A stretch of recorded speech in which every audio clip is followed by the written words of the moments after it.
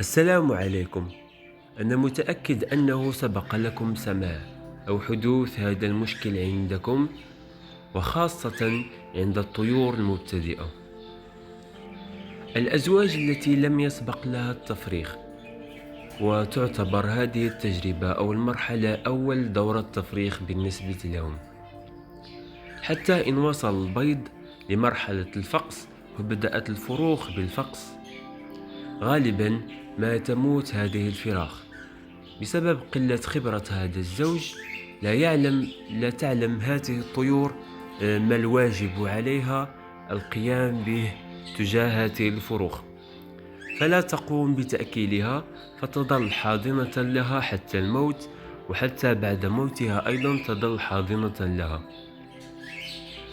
لذلك تعتبر المراقبة في هذه الأيام عند بدء فقس البيض مرحلة مهمة جدا، بحيث يجب على كل مربي مراقبة الأزواج المبتدئة للتدخل بسرعة قبل فوات الأوان. لكن في بعض الحالات يفضل ويستحسن ترك الأمور أن تسير على مجراها، بحيث نترك الفراخ تموت.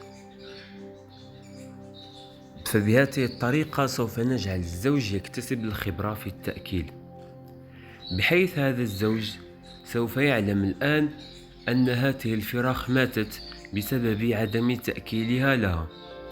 لذلك في دورة التفريخ التالية أو التي بعدها سوف يبدأ الزوج بتأكيل فراخه، ولن تواجهك مثل هذه المشاكل مرة أخرى.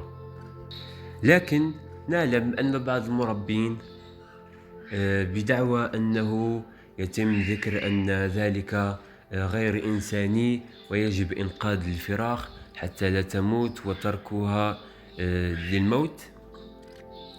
فبهذه الطريقة يمكنكم القيام بتأكيل فراخ. هناك طرق كثيرة للتأكيل، فلنشاهد معا ذلك بعد هذا الفاصل.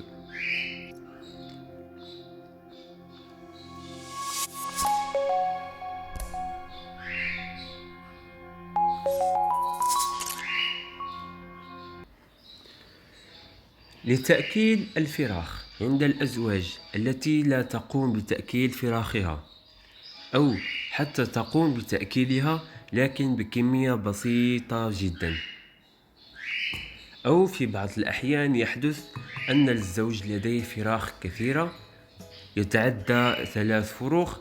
في بعض الحالات لا يقوم الزوج بتأكيل فراخ صغيرة جدا، أو يقوم بتأكيلها بفترات متباعدة جدا. فيمكنكم أيضا أن تلاحظوا أن بعض الفراخ تعاني من تخلف النمو، ونموها بطيء جدا مقارنة مع الفراخ الكبيرة. بالنسبة لتأخر النمو سوف نتحدث عنه في مقطع آخر منفصل، لأنه يستدعي شرح أطول وكيفية التدخل في تلك الحالة. بالنسبة لطرق التأكيل، يمكن أن يقوم المربي بأخذ وفصل الفراخ الكبيرة عن الفراخ الصغيرة، وترك الفراخ الصغيرة لدى الزوج. في هذه الحالة سوف تفصل الفراخ فصلا تاما ولا تعيدهم للزوج. هذه الحالة الأولى. الحالة الثانية وهي تأكيل الفراخ الكبيرة وإعادتهم مباشرة للعش. في هذه الحالة ستضطر فقط لتأكيل الفراخ لمرات متباعدة. أما في الحالة الأولى وهي إزالة الفراخ بتاتا عن الزوج وعن البياضة، فيجب عليك توفير مكان لوضع هذه الفروخ، مكان دافئ، وتوفير حاضنة لهم، والتي سوف نشرحها في مقطع آخر أيضا.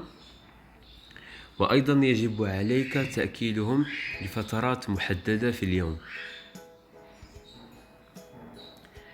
عند فقس البيضة تكون فرصة بقاء الفرخ على قيد الحياة خلال الأيام القليلة الأولى، خاصة مع مبتدئ يفتقر إلى الخبرة في التأكيل اليدوي ضئيلة للغاية جدا. حتى المربون ذوي الخبرة يمكن أن يفقدوا الفراخ دون سن الأسبوع. قد يكون هذا بسبب أجهزة المناعة الضعيفة التي من شأنها أن تزدهر وتتطور بشكل أفضل عندما يتغذى الفرخ من والديه في الأسبوع الأول، والذي توفر محتويات حوصلاتهم الفلورا الطبيعية والبكتيريا النافعة لضمان بقاء على قيد الحياة لهذا الفرخ. من بين جميع أنواع الببغاوات والفينش، فإن الكوكتيل هو الأكثر حساسية لاختناق الحوصلة. انحسار الحوصلة هو عندما تبدأ جدران الحوصلة في التباطؤ ويتوقف الهضم، مما يؤدي إلى مضاعفات خطيرة تكون قاتلة إذا لم تتم مراقبتها في الفترة الأولى.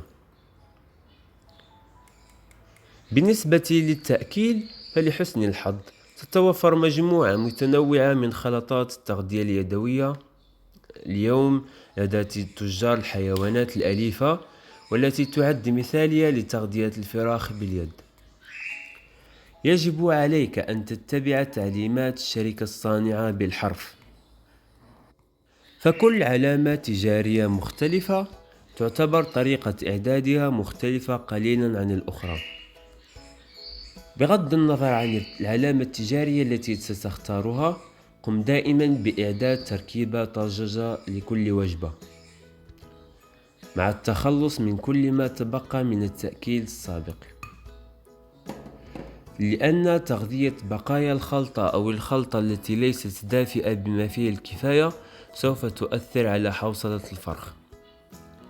الخلطة الساخنة جدا ستحرق الحوصلة وتتسبب في حروق خطيرة ومؤلمة، ويمكن أيضا أن تؤدي إلى حتف الطائر، وتتطلب رعاية طوارئ بيطرية فورية حتى يتمكن الطائر من النجاة. لذلك يجب دائما أن تختبر الخلطة بإصبعك أو في معصمك. إذا كانت ساخنة فستحرق بالتأكيد حوصلة طائرك. كما تشاهدون، عند محاولة إطعام الفرخ لأول مرة، يمكنك محاولة وضع قطرة من الخلطة على جانب منقار الفرخ. عادة سوف يستجيب للدفء ويمتصه كما تشاهدون. إذا كنت تفتقر إلى محقنة، فيمكن أن تستخدم ملعقة مع الجانبين منحنيان للأعلى.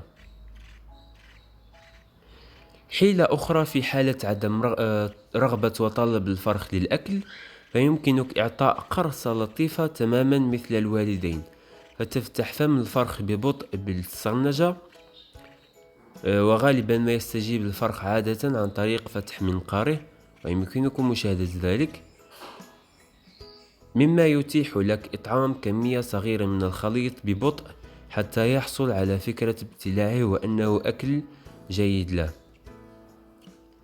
في الحالة الأولى والمبتدئة لن يطلب الأكل منك كما يفعل مع والديه، لكن سيبدأ الفرخ في ضخ رأسه بقوة لأعلى ولأسفل بعد تكرار التأكيل، وفي بعض الأحيان تقريبا بسرعة شديدة بالنسبة للعين البشرية، وسوف يبدأ يطلبه منك بشكل جائع وبأصوات حادة. بالنسبة لطريقة التأكيل، فاحرص على عدم الإطعام بسرعة كبيرة أو الإفراط في التغذية، وأيضا لا تنسى التأكد من جودة المحقنة حتى لا تضغط بقوة عن طريق الخطأ أو تتيبس الصرنجة، مما قد يؤدي إلى تنفس الفرخ للطعام في القصبة الهوائية. إذا كنت بحاجة إلى إعادة تسخين الخلطة أثناء التغذية، فقم إما بإعداد خلطة جديدة أو بتسخين كوب صغير من الماء ووضع وعاء الخلطة داخله لإبقائه دافئا. من الأفضل في البداية دائما إطعام خلطة خفيفة مرات أكثر حتى تكون أنت والفرخ جدولا معا وتعتادون عليه. إذا تم تغذيته بكثافة كبيرة في الفترات الأولى، يمكن أن تؤثر الخلطة الأثقل على الحوصلة. بعد نهاية التأكيل، قم بتنظيف المنقار، الوجه أو الريش الملتصق بقطعة قماش أو مناديل نظيفة مبللة بماء دافئ.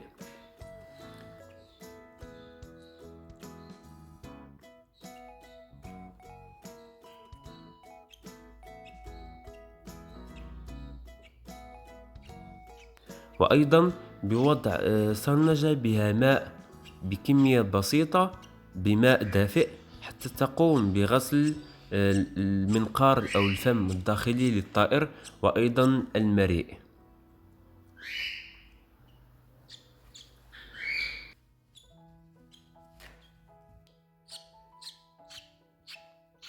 ثم قم بتجفيف الطائر، ثم أعده إلى العش أو المكان الدافئ الذي تحتفظ به على الفور حتى يتمكن من هضم طعامه، لأن الدفء هو السبيل الوحيد حتى يقوم الفرخ بهضم الطعام الذي يوجد بحوصلته، لأن درجة الحرارة الباردة أو المتوسطة سوف تشكل خطر وتجعل الفرخ يهضم الأكل بصعوبة أو لمدة أطول. ولا تنسى غسل وتعقيم جميع الأواني والمحاقن في مطهر جيد، والذي يمكن الحصول عليه عند البيطريين أو الصيدليات. وإن شاء الله سوف يتم ذكر معلومات أكثر دقة حول طرق التأكيل اليدوي حسب السن والوزن، ومعلومات أكثر في مقاطع أخرى بإذن الله.